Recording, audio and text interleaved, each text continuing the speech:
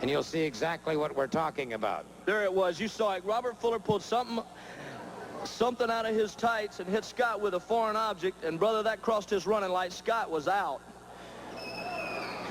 We made a mistake. We turned our back on the Fuller for just 1 minute, and that was our mistake. And Scott, bless his heart, paid for it. Well, one thing, you would never want to turn your back on anybody like this. You know, the Fullers are low-down dogs, too. They're going to take every advantage of what you do. But don't ever turn your back on anybody. Well, certainly sage advice from Dick Slater, Mr. Electricity himself, saying never turn your back on anybody, and I can certainly understand that. But right now, things do not look too good for the Armstrongs. Yes, sir. You see, it's taken, the action is going outside the ring. And when you go outside the ring, outside those ropes, brother, it gets severely dangerous down there. We're going pretty good. Steve and I are taking care of ourselves. And they're putting Scott on the stretcher. Scott is out. He's been hit with something, like I said, that crossed his running light. And, brother, he is out. Well, Steve, you have not had much to say during this entire situation, but I know your emotions are running pretty deep. I'm telling you, man, it just kind of turns my stomach to see this kind of stuff going on, especially when it's your brother, man, when it's somebody that you've grown up with and lived with all your life and love, you know, just, you know, here it goes right here. Look, Jesus. Golden jumped off the apron. They were carrying Scott back on the stretcher, and he was out helpless, and Golden jumped right off the ring apron onto him on the stretcher.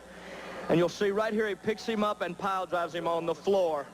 On the floor, brother, and that was it. As if he wasn't out before, he's hurt here.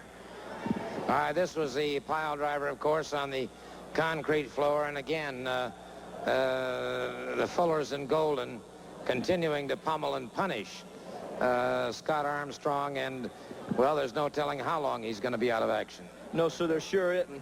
Well, what Scott is completely out here. Stevie's firing back on Jimmy, and I'm trying my best to come up. I'm around the other side of the ring, and I'm trying my best to come around there and help Steve out if I can. But in the meantime, in comes that long, tall drink of water, Ron Fuller. And in comes Robert again. And they're pulling Scott into the ring, and this is where the damage is done right here. Ron picks him up. The man, Scott is helpless. He's out.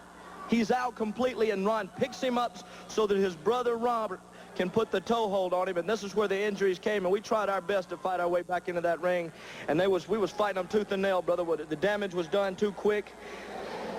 Now this, of course, the infamous Fuller leg lock. That is achieved international fame, or infamy, if you will, because just nobody gets away from that. No, sir. Nobody does. And Scott certainly didn't, bless his heart. And his leg is messed up. His knee was blown out real bad.